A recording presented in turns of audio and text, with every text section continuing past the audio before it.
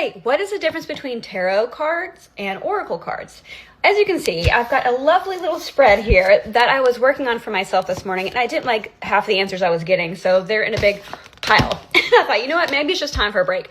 Somebody had asked, do you read tarot for yourself? And yes, I will. And a lot of the time, it's not answers I even like to hear. So for me, it's best to outsource a reading to get an outside perspective. So it's like, I like to put it this way, if I'm a heart surgeon, I'm not going to perform heart surgery on myself, right? I would have somebody else come out and do that for me. Wow, that was 3 different topics. Back to the beginning. What is the difference between tarot and oracle? Okay, so tarot is a series of storylines. You have major and minor arcana. Minor arcana are like your day-to-day activities, daily relationships, you know, smaller life circumstances. Your major arcana is like your big pivotal life circumstances. And what it does is it tells you the energy surrounding your situation, the current energy, maybe some past energy, kind of like tells you the storyline. For example, if you want advice on your career, it might say, I can see in your previous history, it's been a very tumultuous, road where you've had several different jobs, nothing really stuck. But what you're going for is Queen of Pentacles. How funny this happened to be on the top. Queen of Pentacles is your nurturing mama, like wealthy, abundant, takes care of business, takes care of the home. And that might be the energy where you want to head. And then throughout that, you'll get a tarot where it's like, okay, well, you got to learn something new. You got to communicate to earn this family legacy. Like you need to invest in learning what it takes to build this. And then you might get advice like take forward action with something that aligns in your heart. Now, these are your major arcanas. So minor are going to be your suits like ace, 2, 3, 4, 5, 6, 7, 8, and it goes up to page, knight, king, queen. And then your major are going to be cards like this. We have the Lovers and the Chariot. This is about taking control of your life. Sometimes it's a little chaotic. And then we've got the Lovers, which some people see it as a romantic relationship, and it can be. But more often than not, it's like talking about, are you in alignment with life purpose? So this would be like a big life thing. This wouldn't be, oh, you're going to bump into a friend today and you might have an argument. This is the choice you make, the direction you choose will directly impact the rest of your life or the rest of the next season. So oracle cards, however, for me are more of your practical advice. So whereas tarot tells the story, gives you the outline, oracle for me is more about giving you the practical advice for it. A lot of times you'll get a deck like this with a picture and 1 word. Sometimes they'll have multiple words on it, and then it comes with a book with guidance.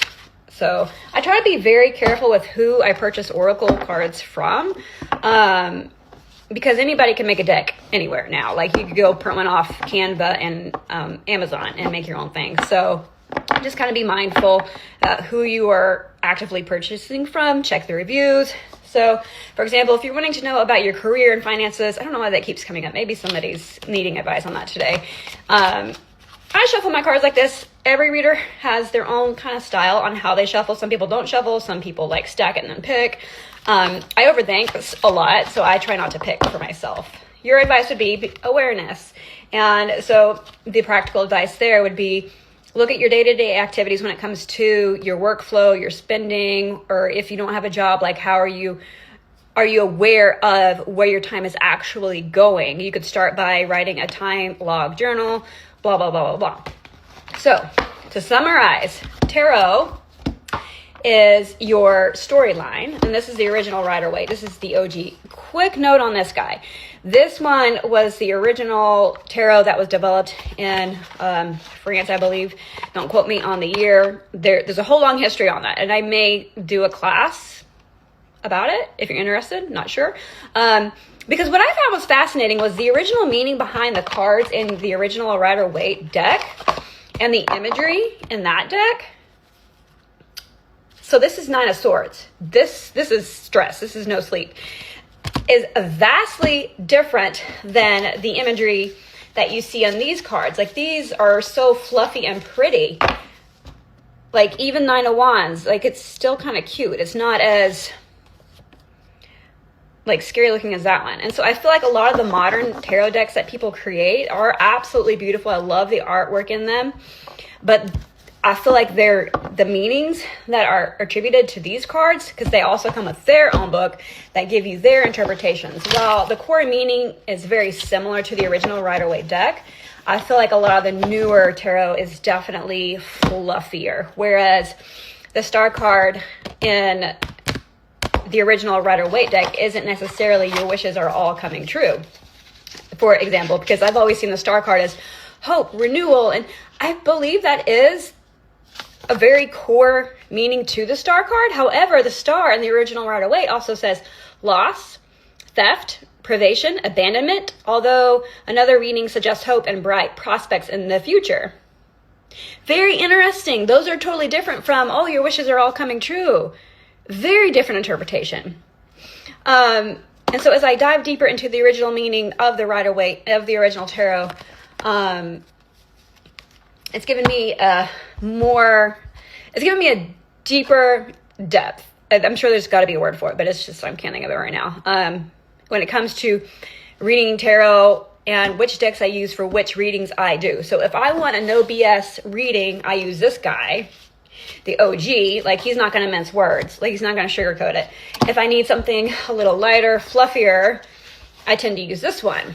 And it also depends on the person I am working with. Not everybody's going to respond to really harsh, tough love as well as somebody else. So how I deliver the message for everybody will look a little different too. It will always come with the truth, but how the truth is delivered will be delivered in a way that that recipient can actually hear, because we don't all receive messages in the same way. I hope this helped you understand a little bit better as to what tarot and oracle cards are, and kind of how I as a reader go through that process. So, all right, until next time, bye.